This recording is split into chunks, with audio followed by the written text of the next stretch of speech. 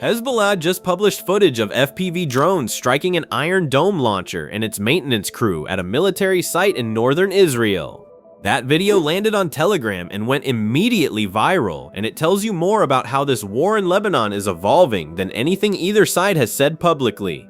So let's talk about what these drones actually are, because the way they work is the reason Israel has no good answer for them right now.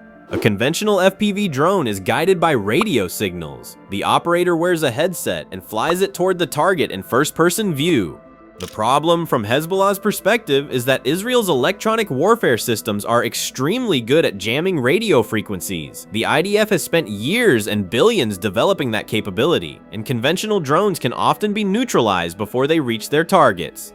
So Hezbollah's drone unit, which the IDF identified as a key rebuilding priority during the 15-month ceasefire, did what military engineers do when they hit a wall. They changed the physics of the problem entirely. Hezbollah FPV drones are tethered to the operator by a fiber optic cable roughly the thickness of dental floss. As the drone flies toward its target, the cable spools out behind it. The cable carries real-time HD video back to the operator and flight commands forward to the drone. There is no radio frequency being broadcast, so Israel's jamming systems have nothing to intercept. The drone emits no electromagnetic signal at all. It runs on 4 small electric motors with a minimal heat signature. It flies low, and it is small. By the time a soldier spots one visually, it is usually already too close to stop. An Israeli commander operating in southern Lebanon described the current guidance his troops receive. He said the briefing amounts to, be alert, and if you spot a drone, shoot at it. That is it. That is the sum total of the current counter doctrine for a weapon that has now killed multiple Israeli soldiers and struck an Iron Dome battery. The IDF has some of the most advanced military technology on Earth, and its answer to this specific threat right now is try to see it coming and shoot with your rifle. BBC verified geolocated 35 confirmed FPV strikes between March 26th and late April. Hezbollah published nearly 100 FPV attack videos on Telegram in the same period. Between March 19th and April 25th alone, a research unit linked to the IRGC documented 73 separate FPV attacks. The frequency is accelerating.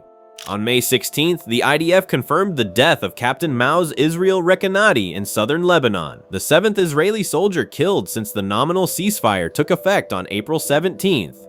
The Alma Research and Education Center found that explosive drones were responsible for 37 of the 39 Israeli soldiers wounded in Lebanon during the 3 weeks of the formal ceasefire period. A weapon costing $300 to $500 per unit accounted for almost every IDF casualty during a ceasefire.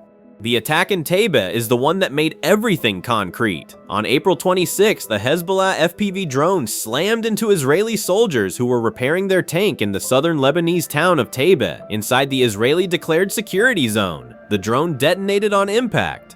It killed 19-year-old Sergeant Eden Fuchs and wounded 6 other soldiers, 4 of them seriously. An IDF helicopter was dispatched immediately to evacuate the casualties. While medics were loading the wounded, Hezbollah launched 2 more explosive-laden drones at the troops and the aircraft. One was intercepted. The second came in low and detonated just meters from the soldiers and the waiting helicopter. Footage from the scene showed troops firing their rifles at the incoming drone moments before it exploded on the ground. The Iron Dome was irrelevant. Electronic warfare was irrelevant. The only response available was pointing rifles at a small drone flying fast and low toward a group of people. Hezbollah also published footage from April 27th in Taiba showing an FPV drone targeting 6 Israeli troops standing in front of a Merkava tank. The troops appeared completely unaware of the drone even as it came very close to them. A follow-up clip then showed a second FPV targeting the evacuation force. That footage has circulated widely in military analysis communities because of what it demonstrates. Hezbollah's operators are skilled enough to execute precision strikes on specific people within a group, and Israeli troops on the ground currently have almost no early warning system that gives them enough time to respond. The way Hezbollah deploys these drones adds another layer to the problem. According to IDF officers who spoke to Israeli media, Hezbollah has fully decentralized its drone operations. Small operator cells work in the field without directly reporting back to headquarters in real time. That means eliminating the command structure does not stop the attacks. Each cell identifies targets, assesses conditions, and launches independently.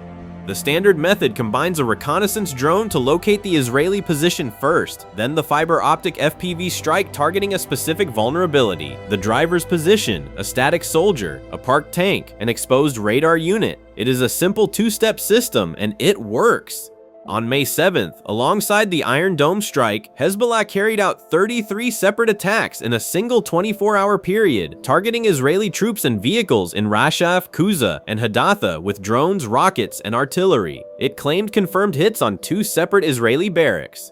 The IDF declared the northern areas of Rosh HaNikra and Egzuv closed military zones because of repeated drone infiltrations. That was the same day Iran was attacking US destroyers in the Strait of Hormuz. The timing of both was not a coincidence. Israel is scrambling to respond. It rushed thousands of meters of fishing nets to troops in southern Lebanon to hang over vehicles as a physical barrier against incoming drones. It ordered fragmentation ammunition described as shotgun style from the United States. It is testing a computer vision fire control system that mounts onto a standard rifle, theoretically allowing a soldier to hit a small, fast-moving drone. It is developing an interceptor drone called the Spear Viper. Existing systems like Rafael's Drone Dome, IAI's Drone Guard, and Elbit's Redrone rely on electro-optical detection rather than jamming, and their response times are limited against a drone that arrives fast and low.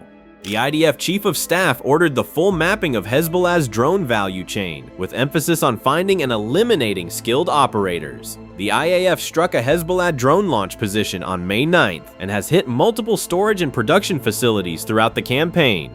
But Hezbollah assembles its drones in small workshops from commercially available parts, and a decentralized production model is fundamentally harder to suppress than a centralized factory. The Alma Center put the strategic equation in plain terms.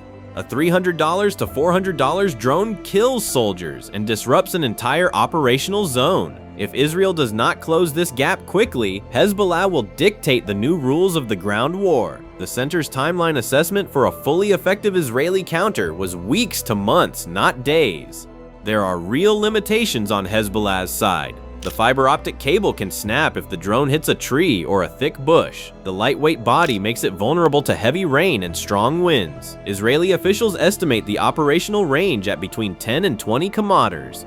The drones carry around 6 kilograms of explosives, which is only marginally effective against heavily armored vehicles, though it is clearly devastating against infantry and softer targets like the Iron Dome launcher crew. What Hezbollah has done is take a defining feature of the Ukraine war and transplant it directly into southern Lebanon, aimed at one of the most technologically advanced militaries in the world.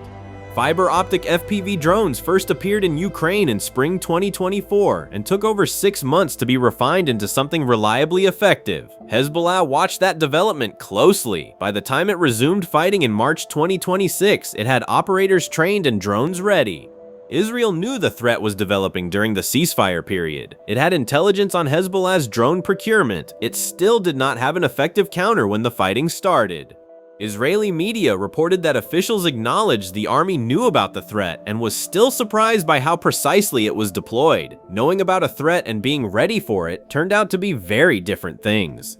Since the latest ceasefire extension on May 16th, the attacks have continued. The fishing nets hanging over Israeli armored vehicles in the security zone south of the Litani remain the most visible symbol of what is happening. A military superpower trying to solve a $400 problem with the tools currently available, while the better solutions are still weeks or months away.